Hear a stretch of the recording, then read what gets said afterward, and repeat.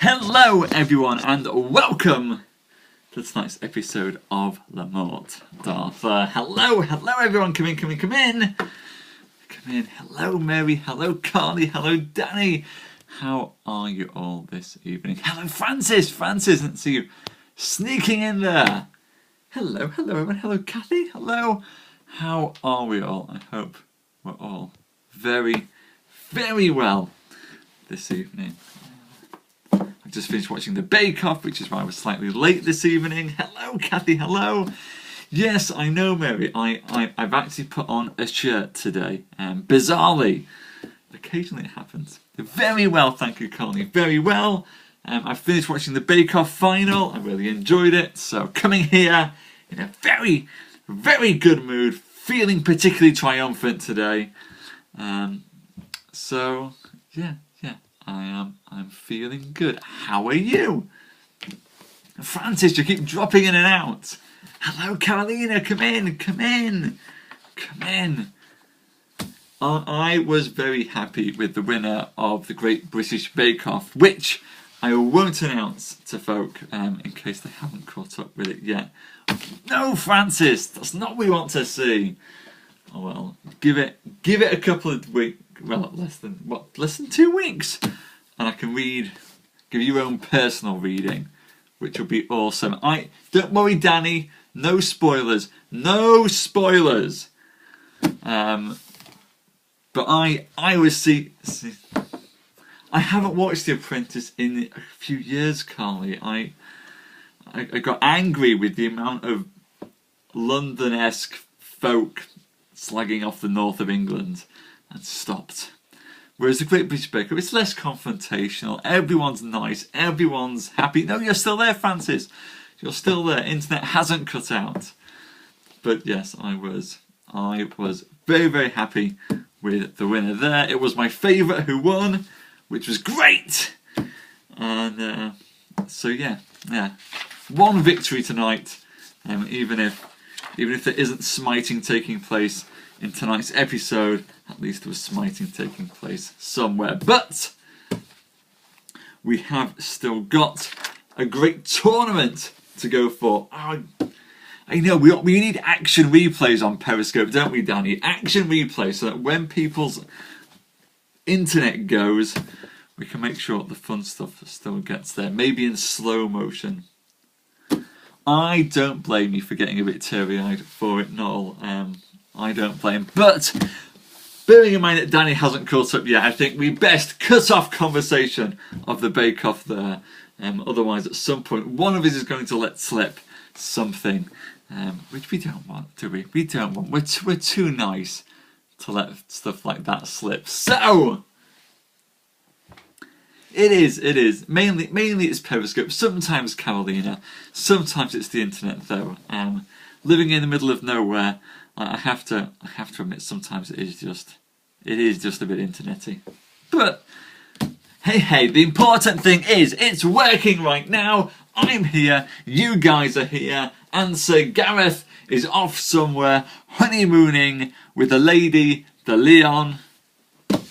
So let's get into tonight's show. So, Sir Gareth of Orkney, Prince of Orkney, has come down to the court of King Arthur, disguising himself as a mere layman to try and prove his worth as a knight. He's been treated in various ways by different folk, usually with scorn, and has been given the name Sir Bowman because he hasn't revealed his true identity. But over the past few weeks, he's managed to go off and pursue many great adventures and quests, until at last, finally, he's proven himself in battle by defeating the Knight of the Red Lands who laid siege to the Lady de Leon, freeing her and leaving himself up with some time to do some serious romancing with her as well.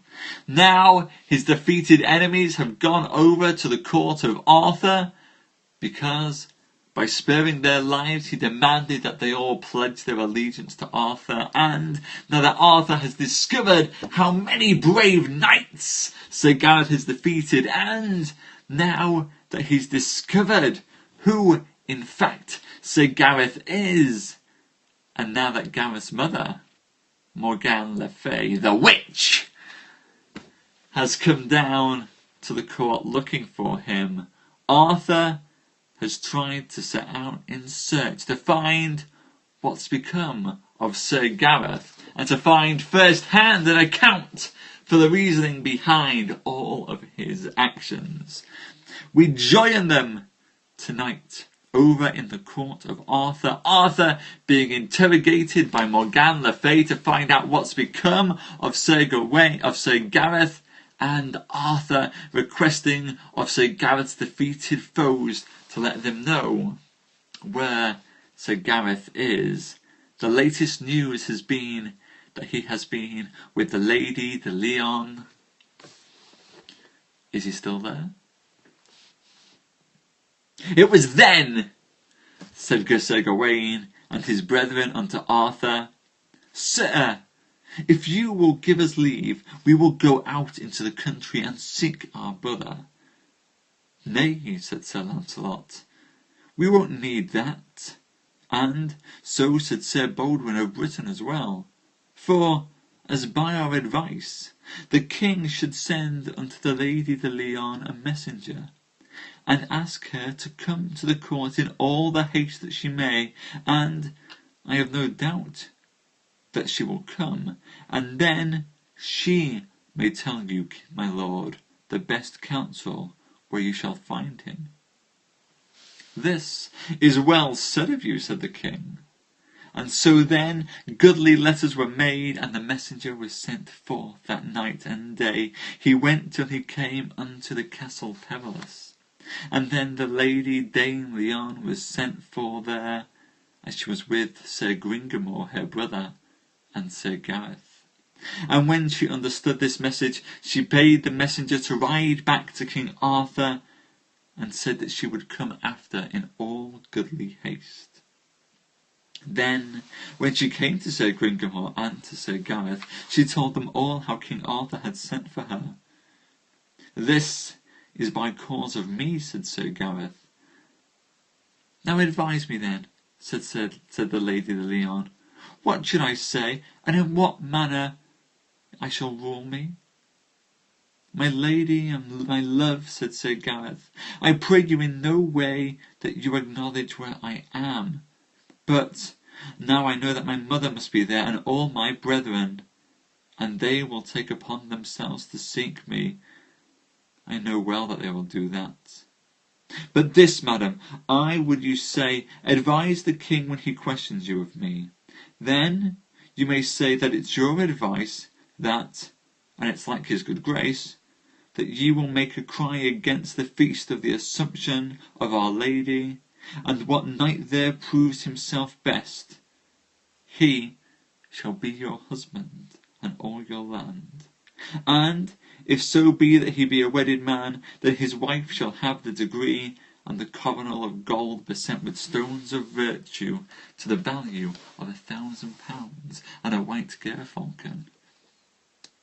So the Lady de Leon departed with this, and came to King Arthur, where she was nobly received. There she was sorely questioned by the king and the queen, and she answered that where Sir Gareth was she could not tell. But she said to Arthur, Sir, I will let cry a tournament that shall be done before my castle at the Assumption of Our Lady, and the prize of the tournament shall be this, that you, my lord Arthur, shall be there and your knights, and I will see that my knight shall be set against yours, and then I am sure that you shall hear of Sir Gareth. This is well advised, said King Arthur, and so she departed. And the king and she made great provision to that tournament. And when the Lady de Leon was come to the Isle of Avalon, that was the same isle there as her brother Sir Gringamore dwelt, then she told them all how she had done, and what promise she had made to King Arthur. Alas, said Sir Gareth, I have been so wounded with unhappiness since I came into this castle that I shall not be able to do at that tournament like a knight, for I was never thoroughly whole since I was hurt. Be of good cheer, said the damsel Lynette, for I undertake within these 15 days to make you whole and just as lusty as ever you were before. And then she laid an ointment and a salve to him, as it pleased her, and he was never so fresh nor so lusty. And then said the damsel Lynette, Send you unto Sir Persant of Inde, and summon him and his knights to be here with you, as they have promised. And also send to Sir Ironside, that is the Red Knight of the Red Lands, and charge him that he be ready with you with his wholesome of knights, and then shall you be able to match with King Arthur and his knights. So this was done, and all knights were sent for unto the Castle Perilous. And then the Red Knight answered, and he said to the Dame Lyon and to Sir Gareth, Madam, and my lord Sir Gareth, you shall understand that I have been at the court of King Arthur, and Sir Persant of Inde and his brethren, and there we have done our homage as you commanded us. Also, Sir Ironside said, I have taken upon me with Sir Persant of Inde and his brethren to hold part against my lord Sir Lancelot and the knights of that court. And this have I done for the love of my lady, the Lady de Lyon, and you, my lord, Sir Gareth. You've done well, said Sir Gareth. But you should know that you must be sore matched with the most noble knights of the world. Therefore, we must purveyors of good knights where we may get them. That is well, said Sir Persant, and worshipfully. And so the cry was made in England, Wales, and Scotland, Ireland, Cornwall, and in all the out isles, and in Brittany, and in many countries, that at the feast of Our Lady the Assumption next coming, men should come to the Castle Perilous beside the Isle of Avalon, and there all the knights that were there came should have the choice whether to list to be with the one party with the knights of the castle, or the other party with King Arthur. And 2 months was to the day that the tournament should be. And so there came many good knights that were at their large, and held them for the most part against King Arthur and his knights of the Round Table, and came in the side of them of the castle. For Sir Epinegris was the first, and he was the king's son of Northumberland. And Sir Palomides the Saracen was another, and Sir Saphir his brother, and Sir Segwarides his brother. But they were christened. And Sir Malagrine another, and Sir Brian de la Isles a noble knight, Sir Grummore, Sir Grummerson, a good knight of Scotland, and Sir Caradus of the Dolorous Tower, a noble knight, with Sir Turquoine his brother, and Sir Arnold and Sir Gauter, 2 brethren who are good knights of Cornwall. And there came Sir Tristram de Lyons with him, Sir Dinadan the Seneschal, Sir Sadok. But this Sir Tristram was not at that time a knight of the Round Table, even though he was one of the best knights of the world. And so all these noble knights accompanied them with the lady of the castle, and with the Red Knight of the Red Lands. But as for Sir Gareth, he would not take upon him more, but as other mean knights. There we go. Just over halfway through tonight's story, ladies and gents. It seems that Sir Gareth is still not prepared to reveal himself to Arthur, and for some reason he doesn't want to reveal his identity or his whereabouts to his mother, Morgane Le Fay, either. Hello, we're halfway through, so sit down now, Capitan. Well, you're welcome for the recap, Carly. Welcome for the recap. We are now at the point where Sir Gareth has decreed to the Lady de Lyon that she should call a ginormous tournament before the Castle Perilous, and ensure that the armies of Arthur should face off against the armies of an unknown knight. In fact, Sir Gareth, and the winner of the tournament should be given the Lady de Leon's hand in marriage and rule over all her domain. Clearly, Sir Gareth must be feeling rather cocky and sure of himself to think that he can offer such a prize up in front of other men. For there are a great many knights coming to this tournament, but it seems that Sir Gareth is confident that he will defeat all of them. And now, as we round off tonight's tale, we prepare for this great battle and see just who's coming to the party. Then there came with King Arthur Sir Gawain, Agravain, and Gareth his brethren, and his nephews Sir Owain le Blanchemain, and Sir Aglavale, Sir Tor, Percival de Galis, and Sir Lamorak de Galis. There came Sir Lancelot the Lake with his brethren, nephews and cousins, Sir Lionel, Sir Ector de Marie, Sir Bors de Ganis, Sir Galadin, Sir Galahad, and many more of Sir Lancelot's blood.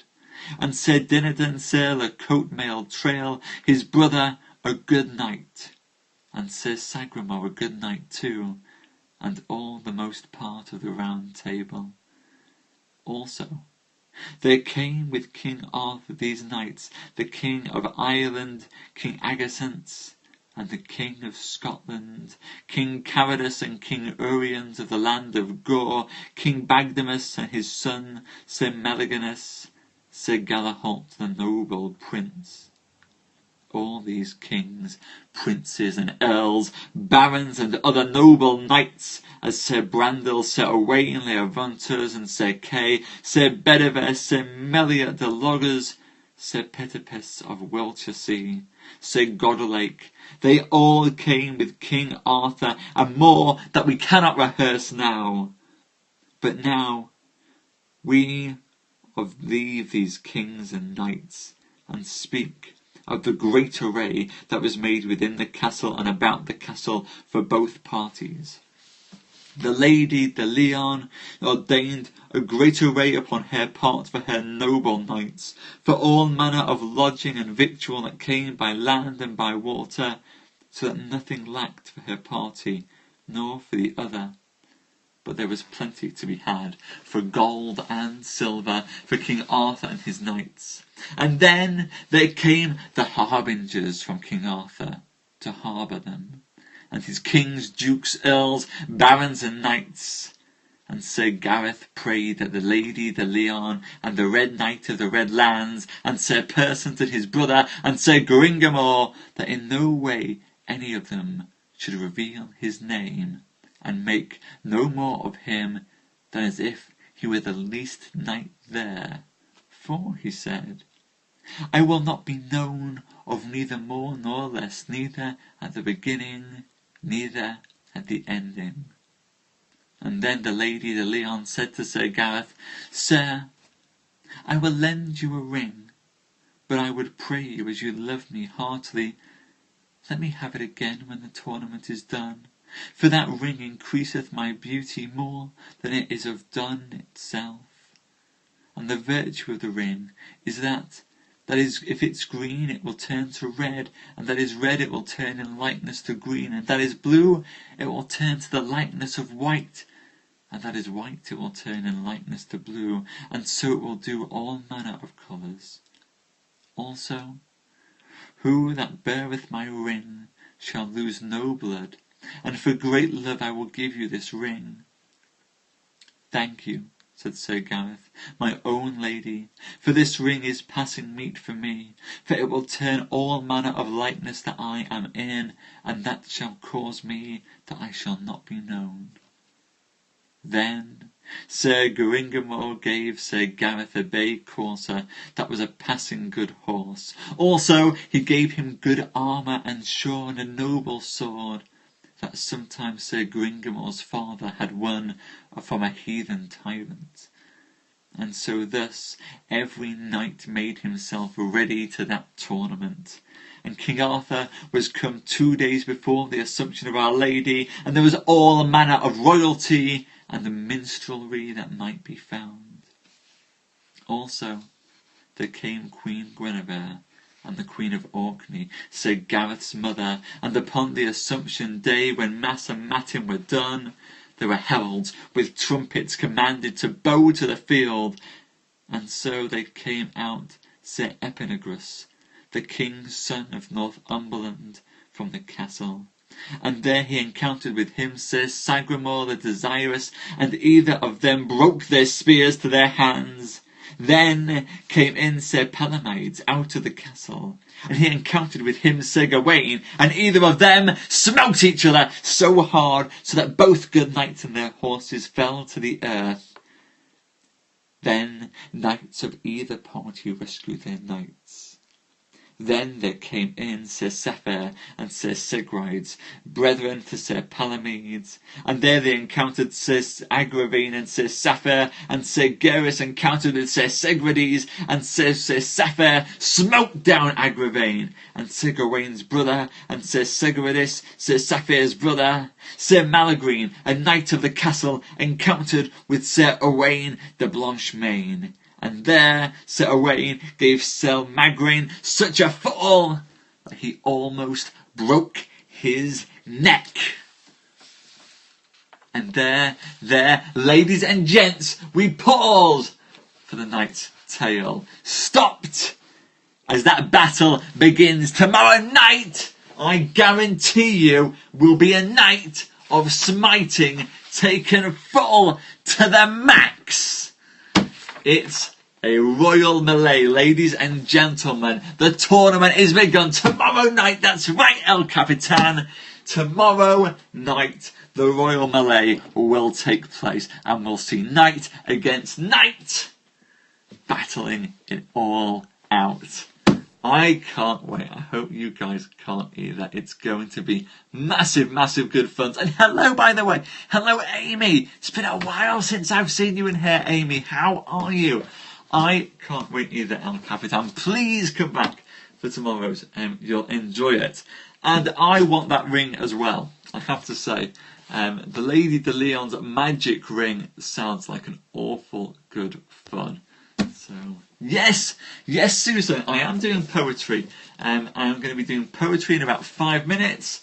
Tonight, we're doing some of Ezra Pound's shorter works, as that's what was requested by Esther. So, you're very, very welcome, Susan. But I am looking forward to doing Ezra Pound. Ezra, who obviously in his later life had hair slightly larger than mine. So, we should do chat with large hair, reading poetry by a man with large hair. Jolly good fun. I am looking forward to this indeed. Indeed. And of course, no, I haven't seen Cider with Rosie. I knew it was coming. Is it any good? Should I go and check it out? In fact I should. Excellent, I can. Well then, if it's good, if you're recommending it, I shall definitely go and check it out then. But